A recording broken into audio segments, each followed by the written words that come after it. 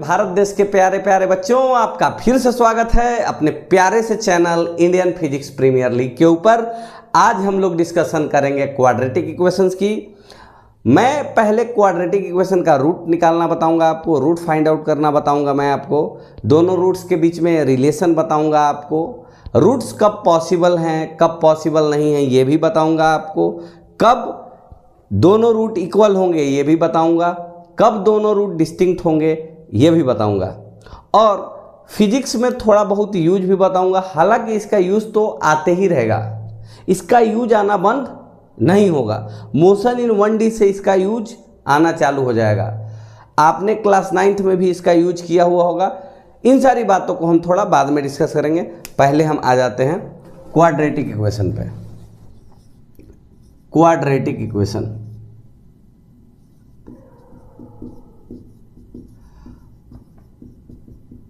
भाई quadratic equation का definition क्या है? Any equation which can be simplified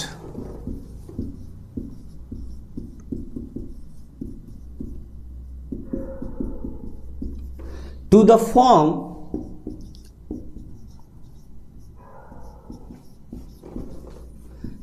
ax square plus bx plus c is equal to 0। जरूरी नहीं है कि X square plus B x plus C के फॉर्म में ही रहे, इस फॉर्म में फाइनली उसको सिंप्लीफाई हो जाना चाहिए, बस यही एक कंडीशन है। और एक चीज और है, given that a must not be equal to 0। A b c तीनों रियल हैं और ए 0 के बराबर नहीं है। बी 0 के बराबर हो सकता है, सी 0 के बराबर हो सकता है, कोई दिक्कत वाली बात नहीं है। जैसे कि मैं कुछ एग्जाम्पल्स लेके आपको दिखाता हूँ। सिंपल एग्जाम्पल आपको x square plus 4x plus 8 is equal to 0। यहाँ पे एक किसका कॉफिशिएंट है?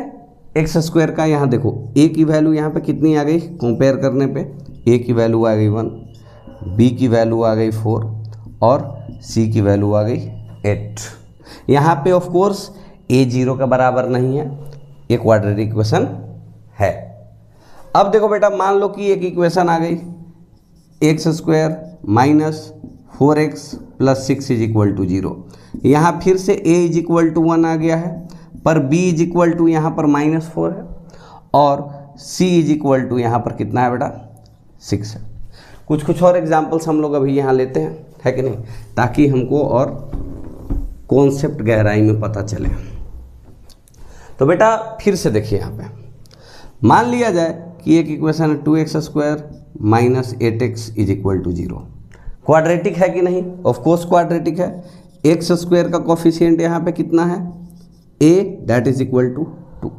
यहाँ पे x का कोफिशिएंट क्या होता था? b, और यहाँ पे b कितने बराबर आ गया बेटा? -8 के बराबर आ गया। कोई दिक्कत वाली बात? यहाँ पे c नहीं है, यानी कि +0 लिख दो इधर तो कोई फर्क नहीं पड़ेगा, यानी कि c यहाँ पे कितना है बेटा? 0 के बराबर है। कोई दिक्कत वाली बात? अगर वही रहता है यहाँ पर कि 3x square minus 5 is equal to 0, तो इसको हम सिंप्लीफाइड फॉर्म में ऐसे लिख सकते थे बेटा, 3x square plus 0x minus 5 is equal to 0। यानी a की वैल्यू 3 आ गई, b की वैल्यू 0 है और c की वैल्यू -5। तो a, b और c एक कांस्टेंट टर्म है, b यहाँ पर x का कोफिशिएंट है और a यहाँ पे एक्स स्क्वायर का कोफिशिएंट है। तो ये सारे के सारे टर्म क्वाड्रेटिक इक्वेशन आ रहा है और ये आपको बहुत इजीली समझ में आ चुका है। अभी भी कोई दिक्कत वाली बात? अब देखो बेटा, मैं एक और इक्वेशन बताता हूँ आपको। x plus 1/x is equal to अगर 4 है, क्या एक क्वाड्रेटिक इक्वेशन है? थोड़ा सा हम सिंप्लीफाई करके देखते हैं।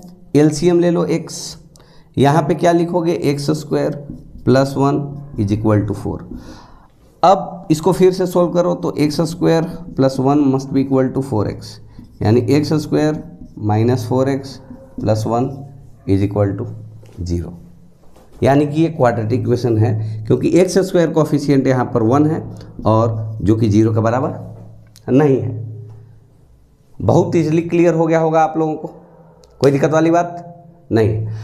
अब हम how to find out the root of a quadratic equation पे, how to find out the root of a quadratic equation, how to find out the root of a quadratic equation, how to find out root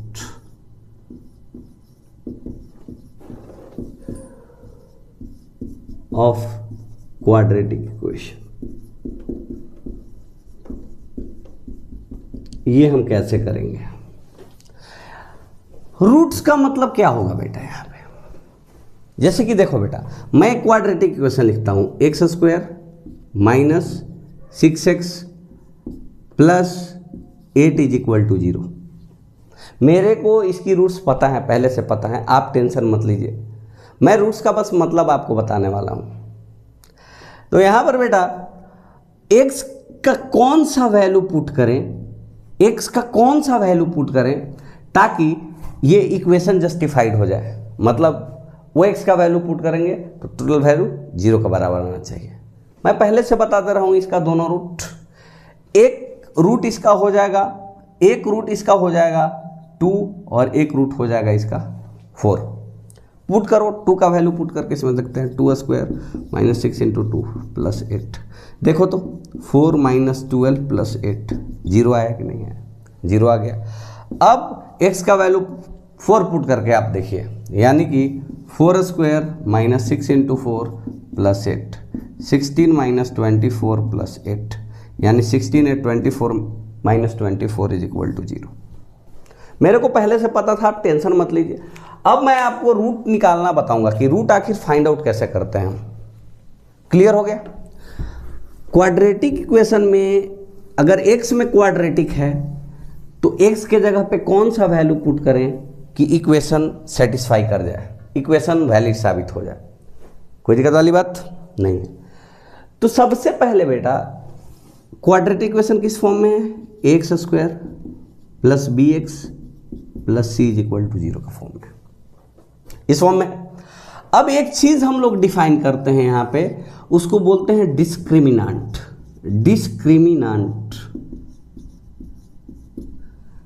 इसका symbol है बेटा D, और D का यहां पे जो value हो जाता है वो हो जाता है बी स्क्वायर माइनस 4ac। इसको आप लोग अपने दिमाग में फिट करके रख लें। तो किसी भी क्वाड्रेटिक इक्वेशन का रियल रूट आने के लिए, रियल नंबर, इमेजिनरी नंबर भी होता है, वो आप पढ़ेंगे। क्वाड्रेटिक इक्वेशन में भी इमेजिनरी नंबर का यूज आएगा क्लास 11th के मैथमेटिक्स में, वो आप वहाँ पे डील करेंगे। पर हम रियल नंबर्स की बात करते हैं जिनको एक नंबर लाइन पे रिप्रेजेंट किया जा सकता है।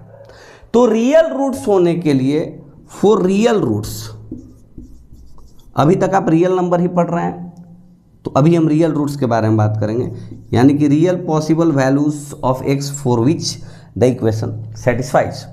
उसके लिए क्या होना चाहिए बेटा? डी, जो कि ये वाली वैल्यू है, must be greater equal 0। Condition note करके रख लीजिएगा। डिस्टिंक्ट रूट्स, डिस्टिंक्ट रूट्स मतलब कि x के दो अलग अलग वैल्यू के लिए इक्वेशन सेटिस्फाई करे, उसके लिए d has to be greater than 0। और for same roots, for same roots d has to be equal to 0। d को 0 होना पड़ेगा, d 0 होगा तभी सेम रूट्स आएगा। ये आपको धीरे धीरे समझ में आ जाएगा जैसे जैसे हम आगे बढ़ते जाएंगे, कोई दिक्कत वाली बात। अब बेटा for no roots, for no real roots, sorry, क्योंकि इमेजिनरी रूट्स हो जाएंगे अभी भी, d इज लेस देन 0। ये बहुत ही इंपॉर्टेंट बात है फिजिक्स के पॉइंट ऑफ व्यू से, क्योंकि डिस्क्रिमिनांट पे हम बहुत जगह पे काम करते हैं। तो डिस्क्रिमिनांट पे ये तीनों केसेस आपके ब्रेन में सेट होने चाहिए और आपको यूज करना आना चाहिए, तभी आप जो है कॉम्प्लेक्स प्रॉब्लम्स को सोल्व कर। बहुत सारे कॉम्प्लेक्स प्रॉब्लम 11th के मैथमेटिक्स में हायर एडवांस लेवल आपको मिलेंगे, जेईई मेंस लेवल पर भी मिलेंगे, डायरेक्ट क्वेश्चन भी मिलेंगे। इनडायरेक्ट यूज इसका आ जाता है, मेन बात यह है। ठीक है। तो इनडायरेक्ट यूज आएगा, वहां पे हम लोग देखेंगे, रिमाइंड करेंगे कि भाई हमने इस पे जोर दे के बताया था आपको कि भाई साहब ऐसी बात है, आप इसको ध्यान में रखिए। तो भाई साहब रूट्स कैसे पता करें हम? अब रूट्स कैसे पता करें? डिस्क्रिमिनेंट तो हमने पता कर लिया, अब रूट्स कैसे पता करें बेटा? तो बेटा X square plus B x plus C है इज इक्वल टू 0 है। अब दो रूट्स मान लेते हैं, suppose we have two roots, दो रूट्स हैं हमारे पास। एक रूट है बेटा x1 और दूसरा रूट है बेटा x2। x1 हम सिंपली लिख देते हैं बेटा minus b plus under root d, d for discriminant, b square minus 4ac whole divided by 2 into coefficient of x square 2a। x2 हो जाएगा बेटा वही माइनस बी लिखेंगे, पर यहां माइनस रूट डी लिखेंगे, डिवाइडेड बाई 2a लिख देंगे। अब यहां पर बेटा सम ऑफ रूट्स की बात आ जाती है। तो सम ऑफ रूट्स का मतलब हो जाता है बेटा, सम ऑफ रूट्स का मतलब x1 प्लस x2, दोनों को जोड़ो तो बेटा, दोनों को जोड़ोगे तो इसको हम सिंपली लिख सकते हैं minus b by 2a plus root d by 2a, और इसके जगह हम लिख देंगे बेटा plus minus b by 2a minus root d by 2a। इन दोनों को सोल्व करने के बाद हमारे पास क्या है बेटा, ये और ये तो कैंसिल हो गया बेटा, यानी minus b by 2a minus b by 2a, मतलब 2a एलसीएम आ गया, माइनस बी आ गया, माइनस 2b बाई 2a आ गया, यानी कि माइनस b बाई a आ गया। यानी कि सम ऑफ रूट्स जो हो जाएगा, यानी x1 प्लस x2 की जो वैल्यू हो जाएगी माइनस b बाई a। इसको नोट कर लीजिएगा आप लोग, कोई दिक्कत वाली बात? x1 प्लस x2 क्या हो गया? माइनस b बाई a हो गया। अब हम प्रोडक्ट ऑफ रूट्स की बात करेंगे। क्या बात करेंगे? प्रोडक्ट ऑफ रूट्स की, मतलब कि x1 इंटू x2 क्या होगा, x1 इंटू x2 क्या होगा? Product of roots, product of roots. तो हम यहाँ पे प्रोडक्ट ऑफ रूट्स की बात करेंगे। तो बेटा x1 अपना कितना आया था? x1 आया था minus b by 2a plus root d by 2a, और अपना x2 कितना आ गया था बेटा? Minus b by 2a minus root d by 2a। अब इन दोनों को मल्टीप्लाई करो बेटा, x1 इंटू x2, तो मल्टीप्लाई करोगे तो minus b by 2a plus root d by 2a into minus b by 2a minus root d by 2a। अब इसको मान लो बेटा एक टर्म, इसको दूसरा, ये कुछ हो गया alpha plus beta into alpha minus beta, या a plus b into a minus b. यहाँ वाला ए बी नहीं है, वो जनरल फार्मूला है, a plus b into a minus b is equal to a square minus b square. यहाँ वाला a b नहीं है, वो जनरल फार्मूला जो याद करने का तरीका था आपका अलजेब्रा में, वो वाली बात मैं कह रहा हूँ। यानी कि इसको हम लिखेंगे माइनस बी बाई 2a का होल स्क्वायर और minus under root d by 2a का होल स्क्वायर। इसको हम अब यहाँ पे सोल्व करते हैं फाइनल, ऊपर में सोल्व करेंगे इसको, यानी कि B square by 4a square minus D by 4a square, यानी B square minus D by 4a square. 4a square LCM आ गया, तो ऊपर में वैसे का वैसे ही लिखना पड़ेगा अपने को, यानी B square minus 4ac divided by 4a square. कोई दिक्कत वाली बात? अब बी स्क्वायर से बी स्क्वायर कैंसिल हो गया, यानी कि 4ac बाई 4a स्क्वायर मतलब c बाई a, यानी कि प्रोडक्ट ऑफ रूट्स कितना हो गया अपना? c बाई a हो गया। कोई दिक्कत वाली बात? एक सिंपल हम लोग एग्जाम्पल लेते हैं, उससे हम सम ऑफ रूट्स और प्रोडक्ट ऑफ रूट्स पता करेंगे। कोई दिक्कत वाली बात नहीं है। अब आप यहां देखिए, जैसे क्वाड्रेटिक इक्वेशन अपने पास आ गया, x square minus 4x plus 5 is equal to 0। अगर कोई पूछे सम ऑफ रूट्स, मतलब x1 plus x2 is equal to क्या हो गया भाई, तो यहाँ a का वैल्यू सबको पता है, a का वैल्यू कितना है बेटा 1 है, b का वैल्यू कितना है -4 है, c का वैल्यू कितना है 5। तो यहाँ पर x1 प्लस x2 क्या होता है माइनस b बाई ए -4 यानी कि ये आ गया 4। Product of roots x1 into x2 कितना हो गया, यानी कि c बाई ए मतलब 5/1 इज इक्वल टू 5। ऐसे ही आप लोग पता कर लें। अब इसका अगर रूट वैल्यू पता करने के लिए मैं आपको बोलूं, इसका रूट थोड़ा सा कॉम्प्लेक्स आएगा, फिर भी मैं रूट आपको पता करके दिखा रहा हूं। एक रूट क्या हो जाएगा बेटा, पहले d पता कर लेते हैं।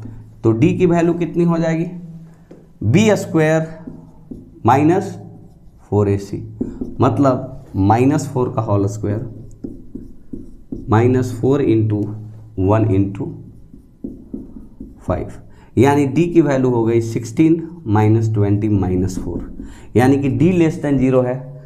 इसमें नो रियल रूट्स हम लिखेंगे। क्या लिखेंगे, नो रियल रूट्स। इसका रियल रूट पॉसिबल नहीं है। तो हम कुछ सिंपल एग्जांपल देते हैं जिसका रियल रूट पॉसिबल होगा। इसका तो किस्मत से रियल रूट पॉसिबल नहीं था, लेकिन अब हम कुछ एग्जांपल दे सकते हैं आपको जिसका रियल रूट पॉसिबल हो। जस्ट देखिए बेटा, equation find the roots of equation x² minus 8x plus 12 is equal to 0। यहाँ पे लग रहा है d का वैल्यू क्या आएगा, क्या लग रहा है d का वैल्यू क्या आएगा बेटा, b² का मतलब -8 का होल स्क्वायर, क्योंकि b यहाँ पे -8 है, -4 इंटू a की वैल्यू यहाँ पे 1 है, इंटू c की वैल्यू यहाँ पे 12 है, यानी कि 64 माइनस 48 मीन्स 16। d की वैल्यू अपनी कितनी आ गई 16, यानी कि पहला root x1 is equal to -b यानी कि -8 प्लस रूट d यानी कि d की वैल्यू कितनी है 16 डिवाइडेड बाई 2a यानी 2 इंटू 1 यानी कि 8 plus 4/2 12/2 is equal to 6। x2 की वैल्यू क्या है बेटा, x2 की वैल्यू -b -8 रूट d का मतलब यहाँ पे कितना है 16 डिवाइडेड बाई 2a यानी कि बेटा 8 -4/2 यानी कि बेटा यहाँ पर ये कितना आ गया 4/2 इज इक्वल टू एक्चुअली में आ गया 2। तो एक रूट अपना कितना आ गया 6 और एक रूट आ गया 2। आप 6 पुट करके देखें या 2 पुट करके देखें, आपको ये इक्वेशन वेरीफाइड हो जाएगा। गेटिंग द पॉइंट और नॉट, वेरी मच क्लियर। अब बेटा कुछ और इक्वेशंस हम सोल्व करते हैं, जैसे फाइंड द रूट ऑफ, तो भाई साहब देखिए आप, x² minus 18x plus 81 is equal to 0। यहाँ पे d की वैल्यू पता करो, देखो 0 आता है कि नहीं आता है। b² यानी कि -18 का whole square minus 4 into a का वैल्यू यहाँ पे 1 है और c का वैल्यू 81 है, यानी माइनस स्क्वायर होने पे तो प्लस हो जाएगा है कि नहीं। तो 18 का स्क्वायर 324 माइनस 4 इंटू 81 ये भी 324 0। d की वैल्यू 0 आ गई, कोई दिक्कत वाली बात। अब देखो x1 की वैल्यू क्या हो जाएगी भाई, x1 की वैल्यू यहाँ पे हो जाएगी -b plus root d by 2a यानी कि 18/2 इज इक्वल टू 9। दूसरा रूट एक्चुअली में क्या होता है x2, वही हो जाएगा -√0। 0 घटाओगे या 0 जोड़ोगे तो कोई फर्क पड़ेगा क्या, कोई फर्क नहीं पड़ेगा। डिस्क्रिमिनेंट ही तो जुटता घटता है न्यूमरेटर में दोनों रूट्स पता करते समय। तो एक बार जीरो को जोड़ो, एक बार जीरो को घटाओ, दोनों रूट्स किसके बराबर हो जाएंगी? यहां पे देख बेटा, दोनों रूट्स किसके बराबर हो जाएंगी? कब? जब d जीरो होगा तो रूट d भी जीरो होगा, यानी कि x1 इज इक्वल टू हो जाएगा माइनस बी बाई टू ए और x2 इज इक्वल टू भी हो जाएगा माइनस बी बाई टू ए, क्योंकि रूट d वाला टर्म तो दोनों में से गायब हो गया, क्योंकि रूट d रूट जीरो मतलब जीरो हो रहा था। कोई दिक्कत वाली बात? एकदम नहीं है, एकदम नहीं है भाई साहब। एक और सवाल देखो आप, एक और सवाल देखो आप, यहाँ पे दम लगा के देखते रहो, एनर्जी बना के देखते रहो, देखने का ही आपका काम है और तो कोई काम है नहीं। तो x square minus 4 is equal to 0 है। सर इसको कैसे हम लिखे रीअरेंज करके? क्लियर बात है, b की वैल्यू 0 है क्योंकि x का टर्म है नहीं, यानी कि x का कोफिशिएंट 0 रहा होगा, तभी 0 इंटू एक्स 0 रहा होगा। कॉमन सेंस वाली बात है, फिर भी मैं लिख दे रहा हूँ, plus 0x minus 4 is equal to 0। D की वैल्यू यहाँ पे कितना है बेटा? बी स्क्वायर मतलब 0 स्क्वायर माइनस 4ac, यानी कि 4 इंटू ए की वैल्यू 1, एक्स कोफिशिएंट 1 है, सी की वैल्यू माइनस 4 है, यानी माइनस 4, यानी कि माइनस माइनस प्लस डी की वैल्यू, यानी रूट डी की वैल्यू यहाँ पे आ गई कितनी? रूट 16 मतलब 4। रूट 16 कभी भी प्लस माइनस 4 मत लिखना, ये गलती नहीं करने का है, ठीक है। एक मैं और आपको चीज़ बता दे रहा हूँ, बेसिक मैथमेटिक्स में बहुत ध्यान से और बहुत गौर से इस पे नज़र फरमाइए आप। अंडर रूट में एक्स स्क्वायर रहेगा तो बाहर में मोड एक्स निकलेगा, अंडर रूट में पी स्क्वायर रहेगा, ये यहाँ पे ध्यान देके देखिए आप, मोड पी निकलेगा। अगर अंडर रूट में -4 का होल स्क्वायर है तो बाहर में मोड ऑफ -4 निकलेगा, और मोड में कोई भी चीज़ होती है उसकी पॉजिटिव वैल्यू बाहर निकलती है। ये जैसे मोड अगर आपको नहीं आता हो तो -6 अगर अंदर है तो 6 निकलेगा, अगर 6 भी है तो 6 ही निकलेगा। यानी कि अंदर में अगर -4 का होल स्क्वायर है तो -4 नहीं निकल जाएगा, मोड में निकलेगा, ध्यान में रखिए। कोई बच्चा बोल देता है कि under root x square is equal to x होता है, सर ये बिल्कुल ही गलत बात है भाई, क्योंकि अगर x के जगह मैंने -4 लिख दिया होता तो अंडर रूट के स्क्वायर से कभी बाहर में माइनस नहीं निकलता। हाँ, अगर कोई यही बोल दे कि भाई साहब माइनस अंडर रूट 16 है तो हम लिख सकते हैं -4 है, क्योंकि माइनस पहले से वेट कर रहा है बाहर, पहले से साइन इंक्लूडेड है, तब ये वैल्यू पॉसिबल हुई है, नहीं तो ये वैल्यू पॉसिबल नहीं होती, ठीक है। तो यहाँ पे हम रूट पता करने के चक्कर में लगे हुए हैं भाई, यानी यहाँ पे b तो 0 है, यानी x1 की वैल्यू कितनी हो जाएगी बेटा? -b, यानी -0 plus root d by 2a, यानी कि ये कितना आ गया बेटा? एक root under root d by 2a, और दूसरा root x2 is equal to, इस केस में जिस केस में क्या हो जाता है, b 0 हो जाता है, मतलब एक्स स्क्वायर x की कोफिशिएंट 0 हो जाती है, मतलब x का टर्म ही नहीं रहता है, -0 minus root d by 2a, मतलब minus of root d by 2a, मतलब दोनों रूट्स इक्वल और अपोजिट हो जाते हैं, दोनों रूट्स इक्वल और अपोजिट हो जाते हैं, यानी कि अंडर रूट d 4 है, यानी कि यहाँ पे रूट कितना आ जाएगा बेटा? x1 की वैल्यू कितनी आ गई? रूट d यहाँ पे कितना है? 4 है, 4/2 इंटू 1 बराबर 2, और x2 की वैल्यू आ गई यहाँ पे कितनी? -4 डिवाइडेड बाई 2 इंटू 1 मतलब -2, यानी एक रूट +2 होगा और एक रूट -2 होगा। इतना आपके ध्यान में बैठ गया होगा, ऐसा हम होप करके चल रहे हैं, कोई दिक्कत वाली बात नहीं है। नोट डाउन कर लीजिए आप, नोट डाउन कर लीजिए आप, है कि नहीं।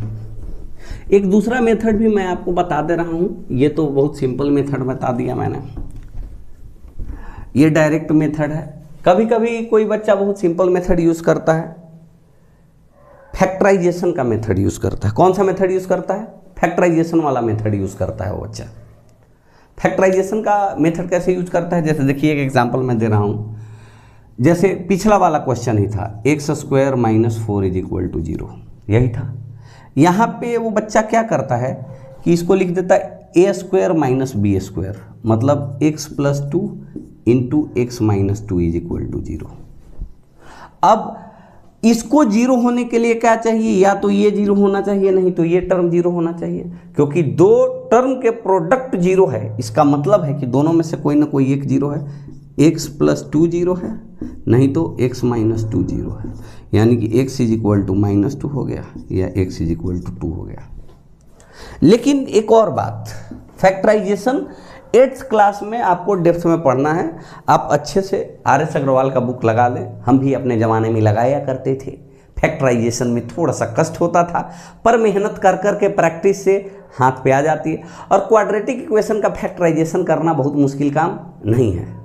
अगर रूट्स सही में नेचुरल नंबर हैं तो आप फैक्टराइजेशन बहुत इजीली कर सकते हैं।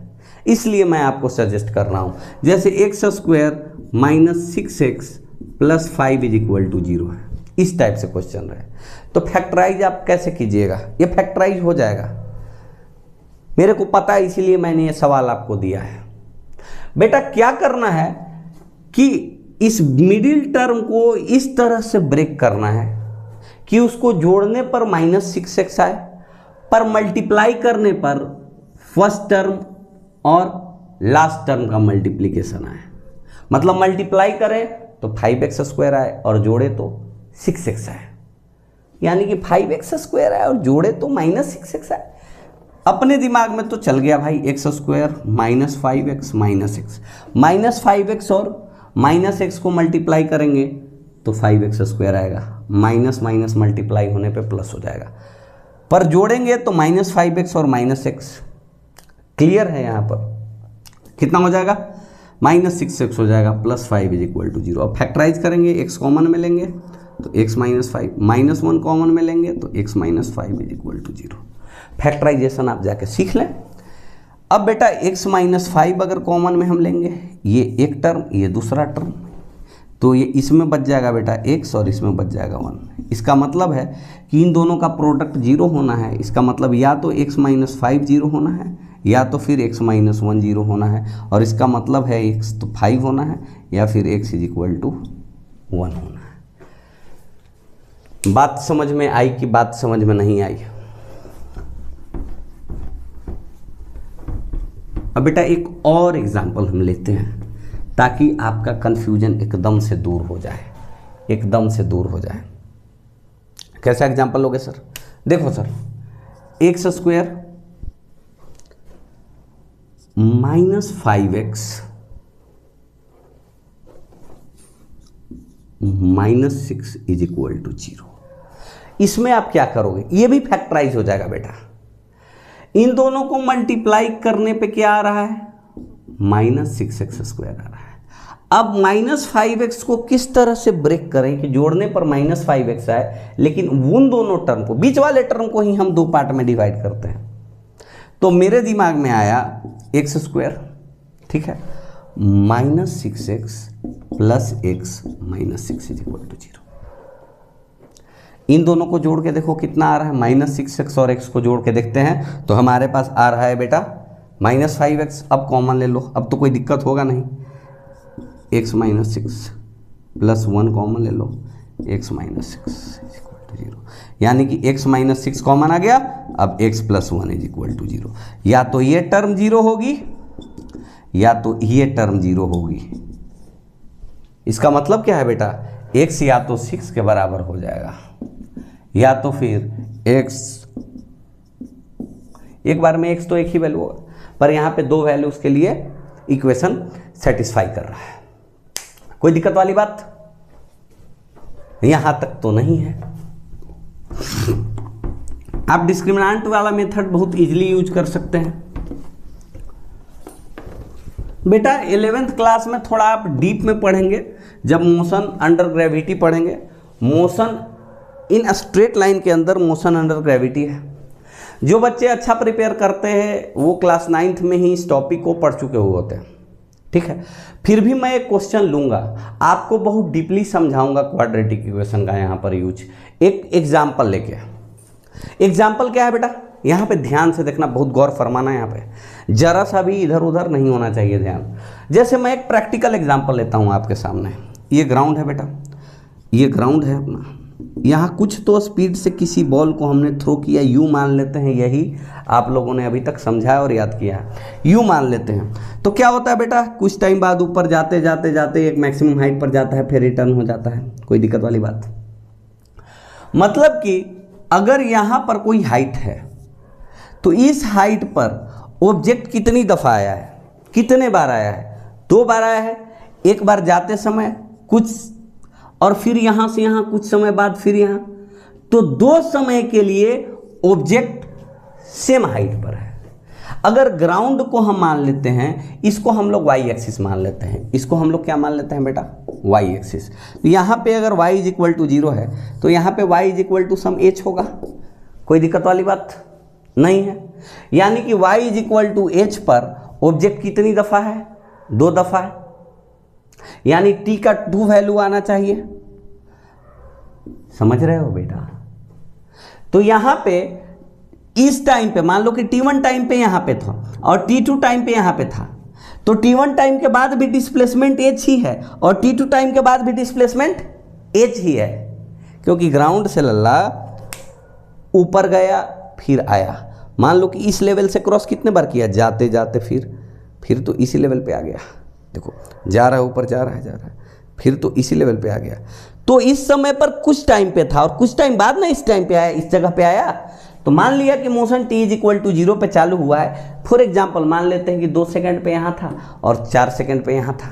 ऐसा हो सकता है एक केस में, संभव है। समझ गए होंगे आप लोग। मतलब t के 2 वैल्यूज के लिए सेम हाइट पे रहेगा, पर डिस्प्लेसमेंट हम देखेंगे अगर इसको वर्टिकली अपवर्ड थ्रो किया है तो सेम लाइन पे चलेगा। देखो